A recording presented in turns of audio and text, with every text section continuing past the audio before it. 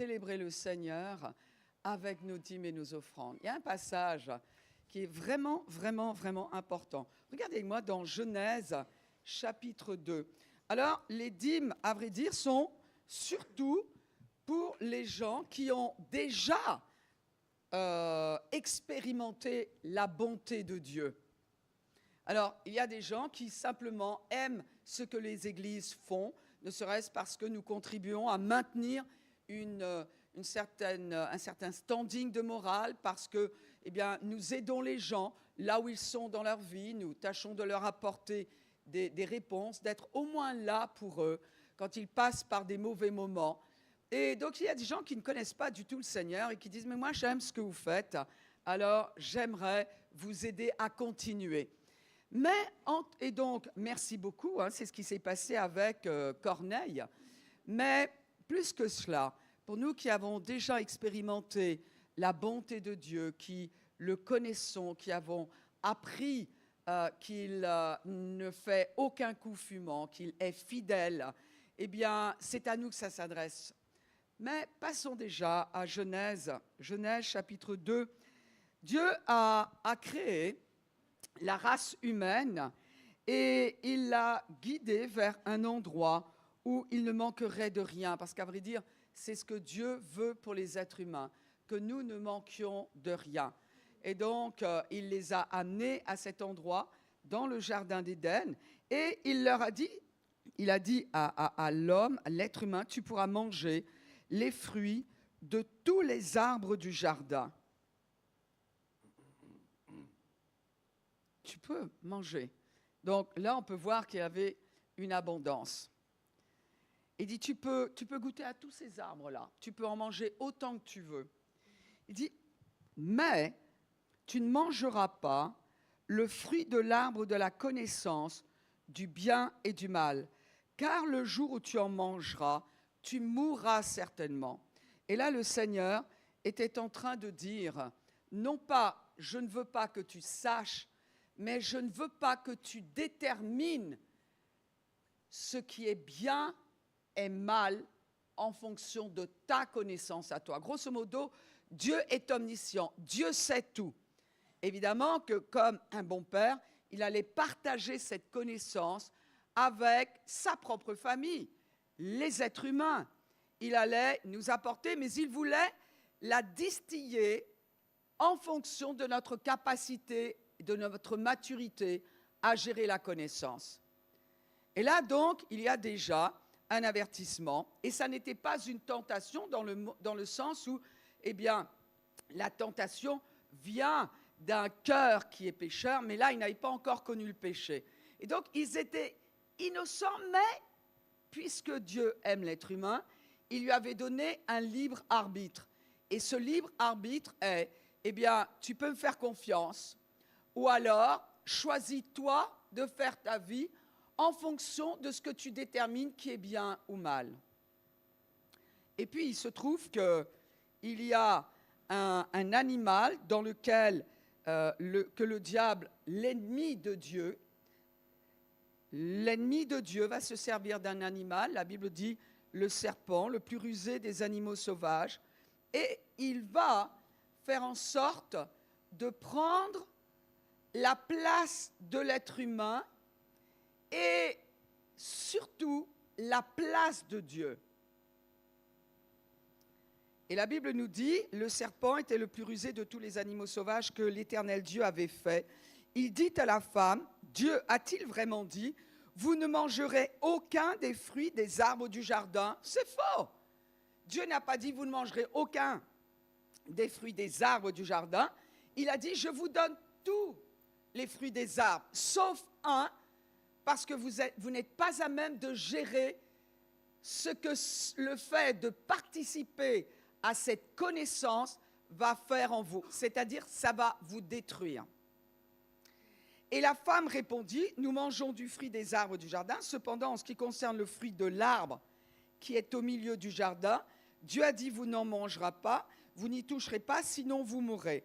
Le diable dit alors à la femme, vous ne mourrez absolument pas, mais Dieu sait que le jour où vous en mangerez, vos yeux s'ouvriront et vous serez comme Dieu. vous connaîtrez le bien et le mal. Est-ce que Dieu, à un moment, voulait que l'on connaisse le bien et le mal? Oui, parce que le bien et le mal existent. Mais à nouveau, il voulait le faire en son temps. Vous savez, Dieu est celui qui était en train de se révéler à nous en tant que Dieu. Et ici, on voit la tentation, le péché originel, qui est que le diable fait croire à l'homme qu'il peut être Dieu grâce à la connaissance. Quelle est la promesse avec l'intelligence artificielle aujourd'hui? Vous serez comme des dieux. Dieu nous a mis sur la terre, et il nous a mis sur la terre pour que nous régnions, pour que nous dominions sous l'autorité divine. Aujourd'hui, la promesse est, vous pouvez être des dieux depuis 6000 ans. C'est le même mensonge. Tu peux être Dieu, tu peux faire ce que tu veux de ta vie, juste il te faut plus de connaissances, plus de connaissances, plus de connaissances. Et évidemment, comme on ne sait pas à quel point la connaissance seule sans Dieu peut nous détruire, qu'est-ce qui se passe? On ne met plus de limites au mal. On repousse les limites du mal au point que le mal est appelé bien, le bien est appelé mal. Et tout cela fait de nous des esclaves. Alors, tout ça pour dire quoi? Parce que c'est un peu... Ça va, d'électricité, ça revient. Mais tout ça pour dire quoi? Pour dire qu'à chaque fois que la pensée vient de dire « je n'ai pas besoin de l'autorité divine, je n'ai pas besoin de faire ce que Dieu me dit de faire, je n'ai pas besoin de mettre une partie de mes revenus de côté pour les apporter à Dieu. Dieu dit que la dîme lui appartient et qu'ensuite il sanctifie tout le reste. » Alors que ce soit dans ce domaine-là ou dans n'importe quel domaine de notre vie, à partir du moment où nous avons cette pensée de dire « je n'ai pas besoin de faire les choses à la manière de Dieu », cela revient à dire « je me prends pour Dieu ». Je sais.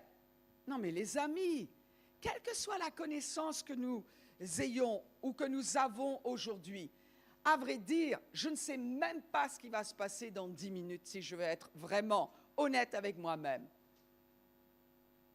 Et donc le Seigneur veut que nous acquérions la connaissance, mais il veut, lui, nous la donner. Et ensuite, qu'est-ce que nous faisons avec la connaissance qu'il nous donne? Eh bien, c'est de dire, Seigneur, je vais faire les choses à ta manière, parce que je ne suis pas Dieu. Parce que quand je t'adore, tout à l'heure, on était en train de dire, Seigneur, tu es plus grand, tu es plus puissant. On était en train d'adorer Dieu. Si je ne sais pas adorer Dieu, lui donner la première place sur le trône de mon cœur, cela veut dire que j'y mets un autre Dieu. Et l'humanisme, c'est je suis Dieu, je sais, je fais comme je veux. Et on l'a vu depuis le départ, ça se retourne contre nous. Alors que quand je fais les choses à la manière de Dieu, il est celui qui ajoute sa puissance, qui dirige les circonstances, qui arrange ma vie de manière à ce que ce en quoi j'ai cru qu'il m'a dit s'accomplisse. Et un jour, je me retourne dans la vie et je me dis, waouh, plus que jamais, il est Dieu, parce que je n'aurais jamais pu arriver là où je suis. Vous savez, c'est plus important que ce que l'on pense.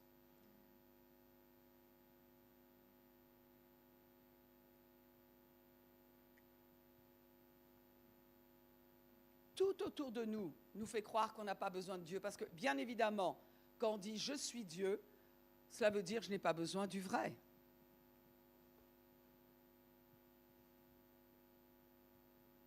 Waouh! Alors je sais que personne de chrétien dirait « je n'ai pas besoin du vrai ». Mais dans la vie de tous les jours, quels sont nos choix? Est-ce que je vis d'après ma parole ou est-ce que je vis d'après la sienne? Qu'est-ce qui a le plus d'autorité dans ma vie? sa parole, ma parole. Parce que la tentation est grande de céder à cette indépendance. C'était ça le péché originel. Vivre indépendamment de Dieu et de me faire un Dieu, de me faire croire que je n'ai pas besoin du vrai Dieu. Dans ce silence de cathédrale, eh bien, nous pouvons apporter nos dîmes et nos offrandes. Alors, amis visiteurs, les cultes se suivent et ne se ressemblent pas. Donc, acceptez de nous rendre visite une autre fois. Il y a des silences par moments qui s'imposent. Par moments, il y a plus de joie exubérante. Là, nous avons tous une joie cachée, n'est-ce pas? Si vous voulez bien vous lever. Nous avons l'habitude ici, justement, de déclarer la parole de Dieu, les principes de Dieu auxquels nous croyons. Et la Bible nous dit que la foi est libérée par nos paroles. Et c'est ce que nous choisissons de faire. Seigneur, merci ensemble pour tout ce que tu m'as déjà donné. J'ai foi dans ta grâce. Tu fournis et multiplies la semence. Je sème généreusement et avec joie. Tu pourvois au-delà de tous mes besoins pour que je bénisse les autres.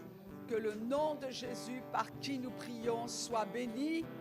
Amen. C'est-à-dire qu'il en soit ainsi que ce que j'ai dit. Vous voulez bien nous servir, s'il vous plaît? Moi aussi, j'aimerais être servi. Merci. Gloire à Dieu. Oh, je sais que je